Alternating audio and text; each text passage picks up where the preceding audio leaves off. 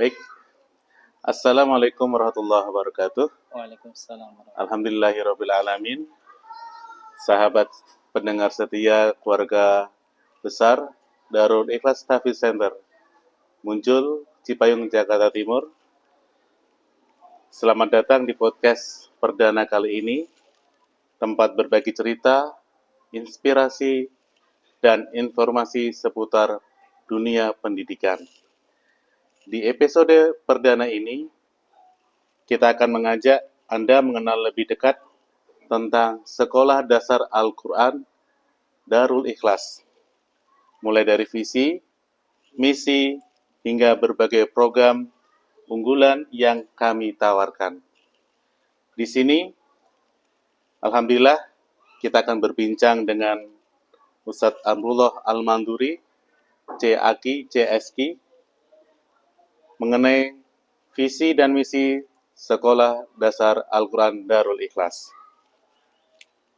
Jadi, pastikan Anda tetap bersama kami dan jangan lupa untuk follow podcast kami agar tidak ketinggalan cerita-cerita menarik dari keluarga besar Darul Ikhlas Tahfidz Center. Saya, Nur Hafizin, akan menemani Anda dalam beberapa menit ke depan. Yuk, kita mulai perjalanan inspiratif ini bersama-sama. Alhamdulillah, Ustadz. Alhamdulillah sudah menemani kami, bersama kami dalam podcast perdana Darul Ikhlas Tahfidz Center. Mudah-mudahan dengan seperti ini akan banyak lagi di luar sana yang mengenal tentang keluarga besar Darul Ikhlas Tahfidz Center. Gimana Ustadz kabarnya Ustadz? Alhamdulillah baik. Alhamdulillah baik. Boleh Ustadz kita relax sebentar, kita obrolan santai, kita belajar untuk podcast. Ada beberapa segmen yang kami hadirkan bersama Udaya. Baik Ustadz, kita mulai. Sejarah dan identitas Sekolah SD-ku Darul Ikhlas. Yang pertama bisa diceritakan bagaimana awal berdirinya Sekolah Tahfidz ini Ustadz. Assalamualaikum warahmatullahi wabarakatuh. Waalaikumsalam warahmatullahi wabarakatuh. Alhamdulillah nahmaduhu wa nusalli wa nusallimu ala rasulihil karim amma ba'du. Alhamdulillah bersyukur kepada Allah SWT dan juga saya senang gitu ya karena diundang dalam acara podcast ini ya. Dan ini merupakan podcast pertama ya. Pertama Ustaz, Alhamdulillah. Jadi perdana ini. Nah, mengenai sejarah dan identitas sekolah tahfidz Darul Ikhlas ini bermula pada tahun 2011 ya.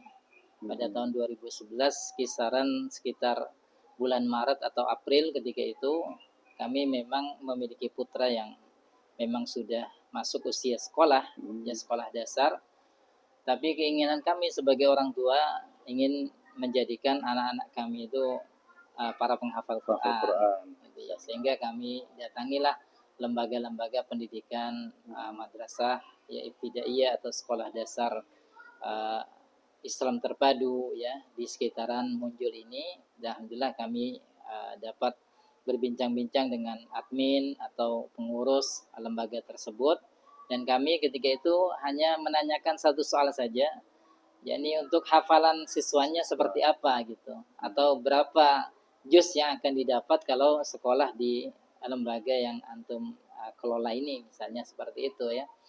Maka mereka menjawab, yang satu agak kebingungan ya dengan pertanyaan kita, yang kedua mereka menjawab bahwa sampai kelas 6 targetnya hanya 2 juz. 2 juz ya? Hanya 2 juz.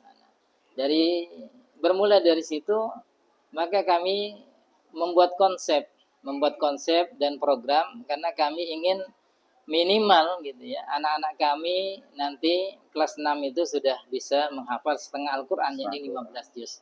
Maka dengan konsep yang ada, kemudian kami buat juga program serta progresnya ya. Kemudian kami tawarkan kepada teman-teman kami yang juga memiliki putra yang sama, maksudnya akan memasuki usia SD. Kami tawarkan konsepnya, programnya, progresnya, outputnya, yang didapat nanti setelah mereka menjalani kegiatan belajar ya di lembaga kita ini, yakni targetnya 15 juz. Dan 15 juz. alhamdulillah semua teman-teman mendukung, senang dengan program yang belum ada. Bahasanya tuh pada 2011 belum ada sekolah yang berani menargetkan hafalan 15 juz. Nah, awalnya ini namanya adalah Islamic Homeschooling. Jadi Islamic Homeschooling karena memang kami bekerja sama dengan PKBM ya. Kita tidak bekerja sama dengan Diknas atau Depak. Ya, tujuannya supaya kita lebih bebas dalam kurikulum. Seperti itu. Baik, Masya Allah.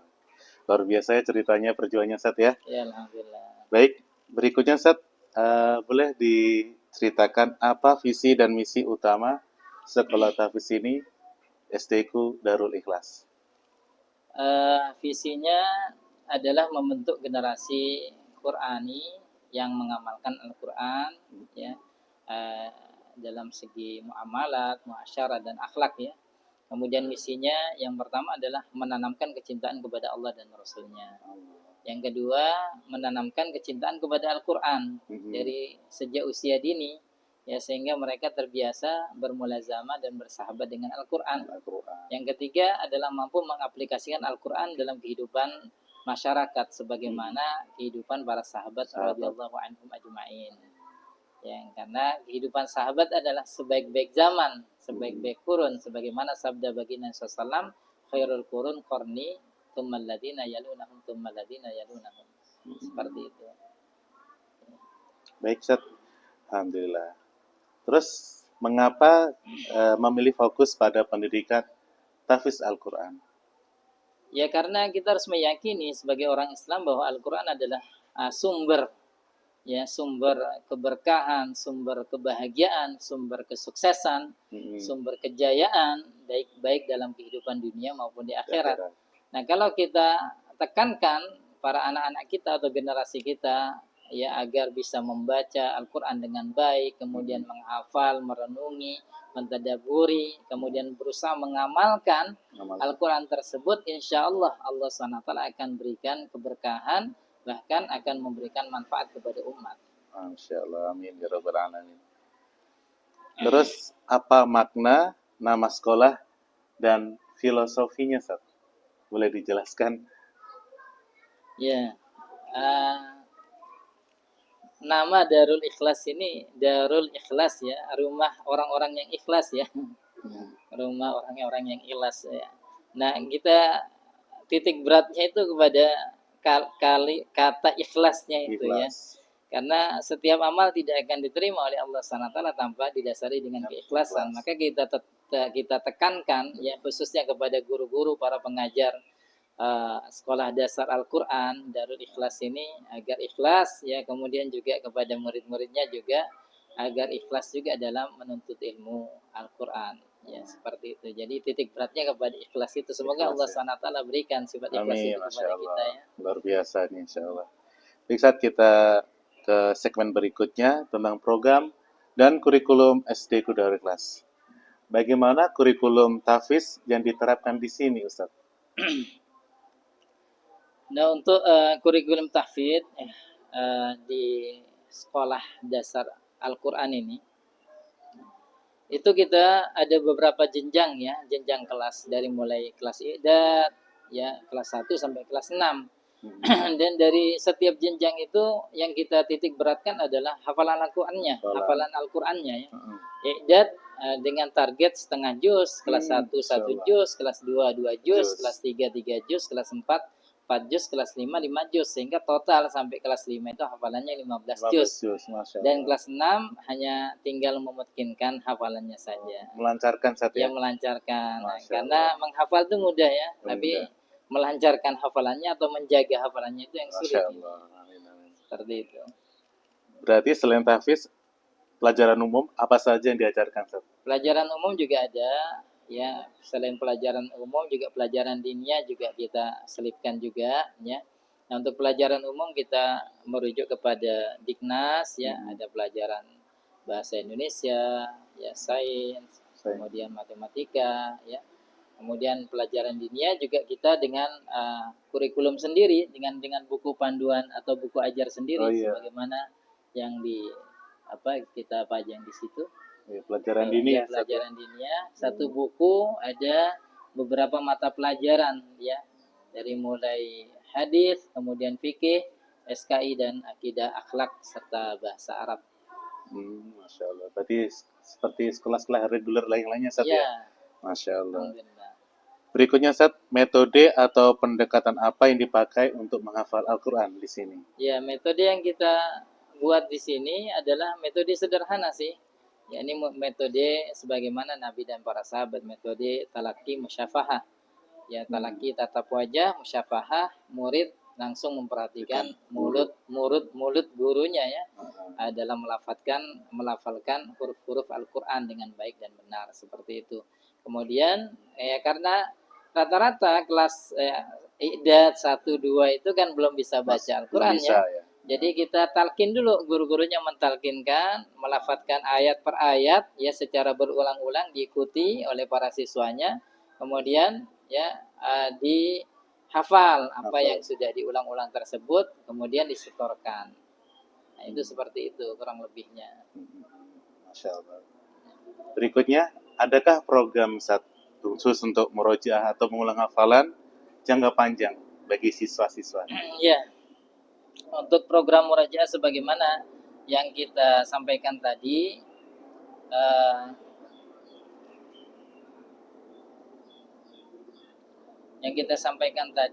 bahwa menghafal itu mudah, menjaga hafalannya itu yang sulit. Gitu. Seperti itu. Maka selain kita ada program hafalan baru, yakni program ziyadah atau lebih kita kenal dengan program sabak, ya kita juga dengan program sabki, manzil, dan juga ada PR murojaah, ya seperti itu. Dan program sabki manzil ini, misalnya mereka para santri atau para siswa ini, mereka setorkan hafalan lamanya, ya. Untuk program sabki, bagi yang mampu, para siswa itu diwajibkan membaca hafalannya 1/4 juz, manzil setengah juz. Banyak tapi juga, yang tapi yang tidak mampu hanya 1,5 lembar dan 2 lembar setengah, seperti itu. Oke. Khair, bagaimana cara sekolah menyeimbangkan akademik, umum, dan hafalan? Ya, di sekolah kita ini memang program Quran itu lebih dominan ya. Kalau bisa dibilang itu 90% lah ya program Qurannya. 90%. Tapi kita juga memberikan materi-materi pelajaran umum karena mereka juga nanti akan ujian umum ya untuk kelulusan mereka ya. Jadi kita biasanya setiap hari kita kasih satu materi. Misalnya hari ini bahasa Indonesia, besok IPS, besok lagi matematika dan seterusnya. Jadi setiap hari hanya satu mata pelajaran. Itu pelajaran umum sama pelajaran diniyah ya. Satu-satu ya. Baik, saat kita ke segmen berikutnya tentang fasilitas dan kegiatan STQ Darul Ikhlas. Fasilitas dan program apa saja yang disediakan untuk mendukung hafalan siswa? Ya.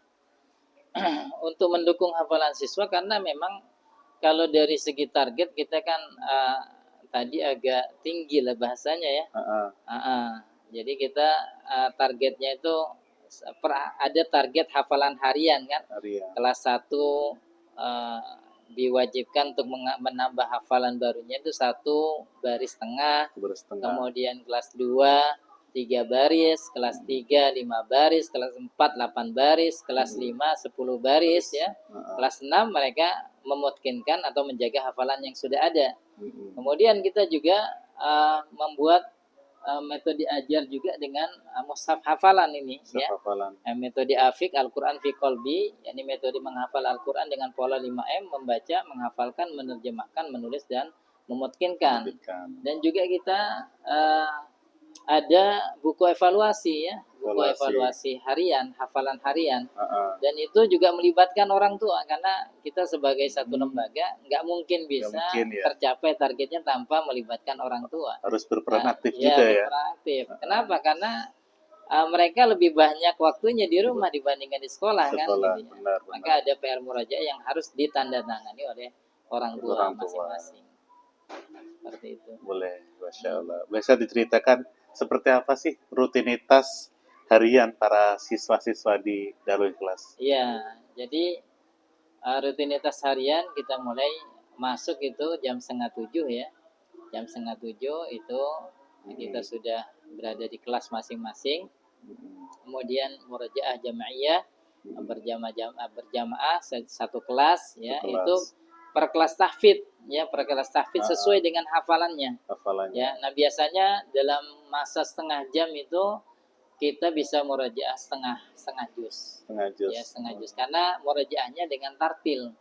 Ya, dengan tartil, tidak secara terburu-buru atau baca dengan cepat, bukan, tapi dengan mujawwad ya, dengan tajwid ya. Kemudian selepas itu jam 7 sampai jam 8 itu ada setoran hafalan baru. Kemudian jam 8 mereka istirahat, tapi sebelum istirahat mereka diwajibkan ya. Ini untuk latihan ya, mereka sholat duha. Sholat sunat duha, kemudian mereka istirahat sampai setengah 9. Setengah 9 mereka mulai masuk lagi ya, sampai dengan menyetorkan hafalan namanya tadi, program Sabki. Kemudian jam 10 istirahat lagi. Setelah itu mereka masuk lagi jam setengah 11, itu mereka menyetorkan hafalan manzil ya, lebih banyak daripada Sabki tadi. Kemudian di sela-sela itu ada program tajwid juga. Tajwid ya, dan juga menulis Al-Quran, seperti itu.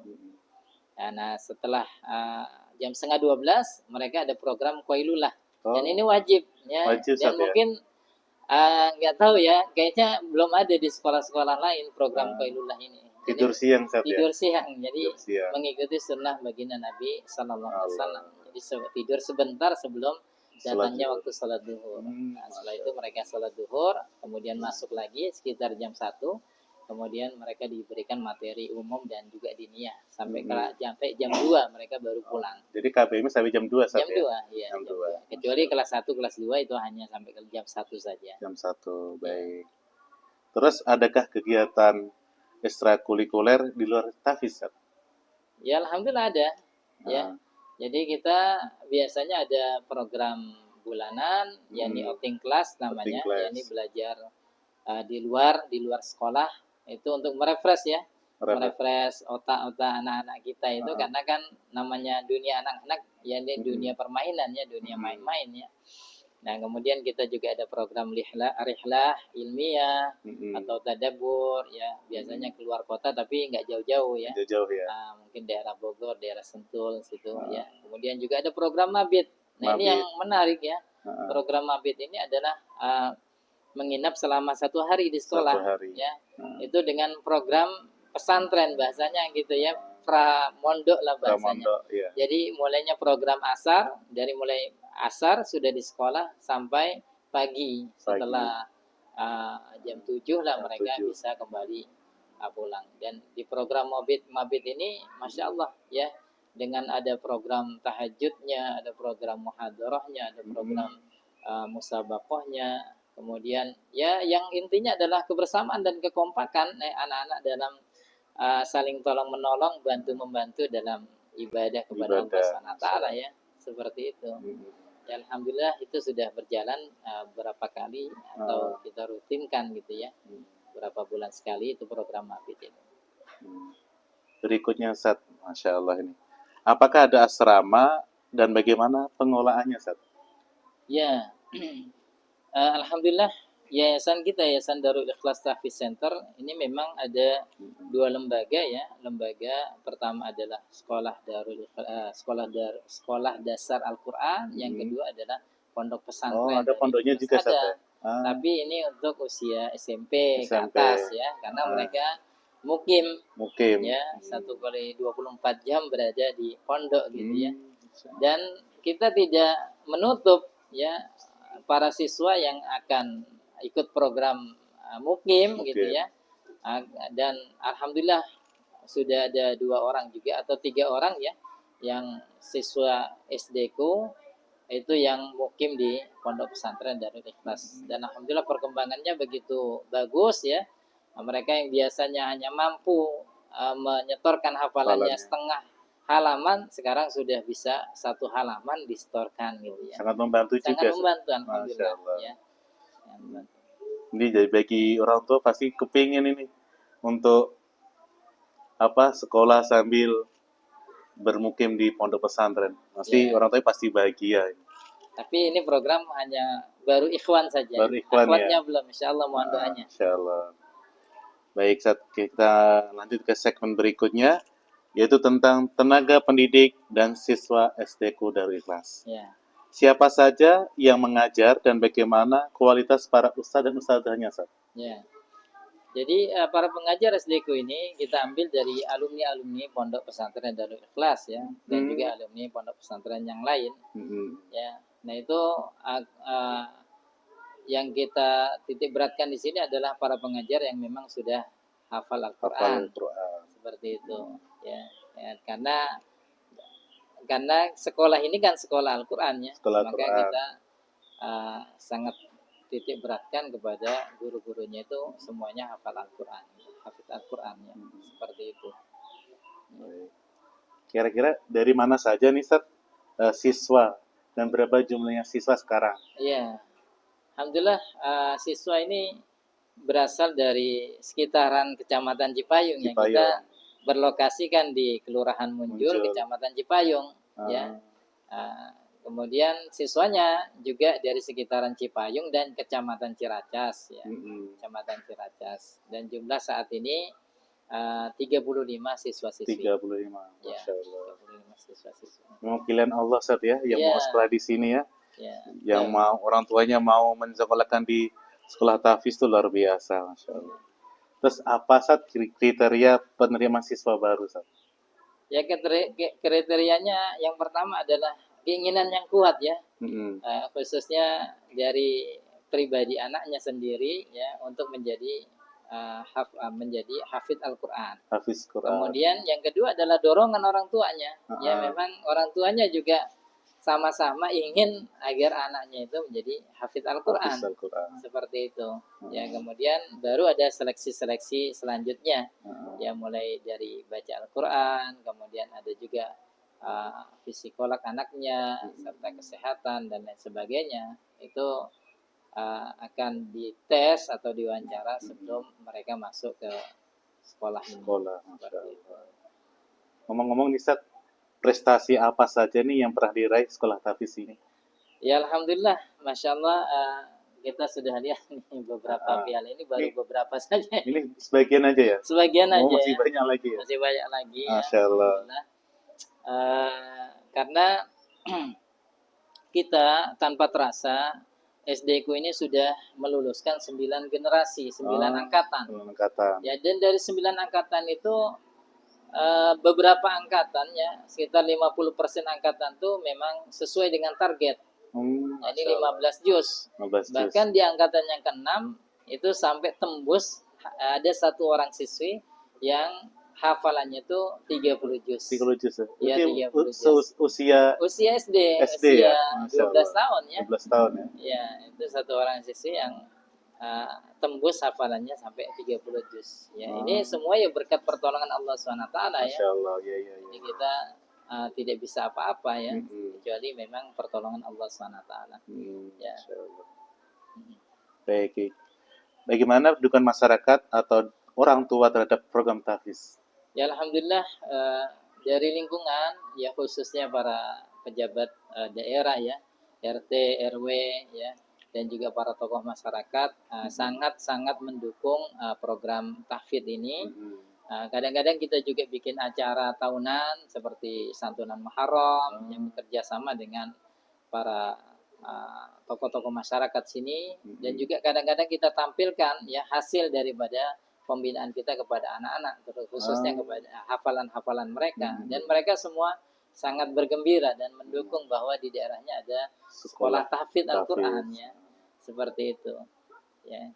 Kemudian apa lagi tadi pertanyaannya? Pertanyaannya tentang ini,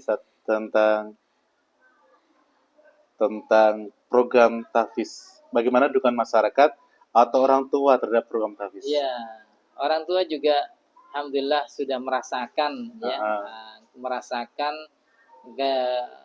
keberkahan daripada program tahfidz ini ya. Mereka melihat anak-anaknya ya beradab, berakhlak ya. Kadang-kadang ada satu testimoni juga dari salah satu orang tua, bahkan di hari libur pun mereka tetap sholat sunnah duha, kemudian tetap menjaga hafalannya. Itu jadi sangat-sangat baiklah ya hasil yang kita dapatkan dari pendidikan ini. Berikutnya, Ustaz, apa rencana pengembangan sekolah di masa depan? Ya, memang kita berharap sekolah dasar Al-Quran Darul Ikhlas ini berkembang pesat ya. Maknanya minat masyarakat terhadap Al-Quran khususnya itu makin tinggi ya, mereka makin memahami ya tentang kepentingan Al-Quran ya.